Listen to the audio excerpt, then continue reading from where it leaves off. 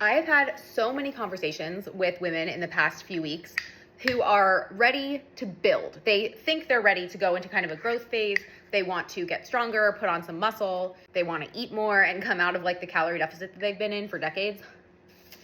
And then in the same conversation, in the next breath, they are too fucking scared to actually do it. The fear of actually eating more, the fear of gaining weight, because muscle has mass. And if you're going to put on muscle, you are probably going to gain some weight. That is the scariest thing that they can imagine, and it keeps them from ever doing it. So if you are having the same thoughts, this is my sort of unorganized response to it. First of all, yes, building and growing is uncomfortable, but it's uncomfortable more mentally than it is physically, because physically, eating more and getting stronger feels so good, okay? But mentally, it is uncomfortable. But you're already uncomfortable. You're uncomfortable with what you've been doing.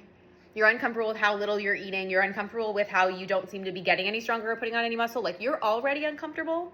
So you're just choosing one discomfort over another. And typically we sort of choose what's familiar, even though it's also uncomfortable. And also when we do a build phase the right way, or what I think is the right way, and we do it sort of strategically and systematically and incrementally, it's not like we're going to accidentally gain 20, 30, 40 pounds, because we are monitoring the protocol, we're monitoring the progress, and we're making adjustments as we go. So if things get past a point where we want it to, we can always pull back. It never becomes like a runaway train that we have no control over, because we're controlling the whole process and monitoring it as we go. But at the end of the day, you're going to be uncomfortable either way. But one of those discomforts and getting through it on the other side, where you can be like, wow, I'm so glad I did that. One of those directions is going to be so much more beneficial for your long-term goals and body composition and functionality and strength and just health overall. And that's having more muscle mass.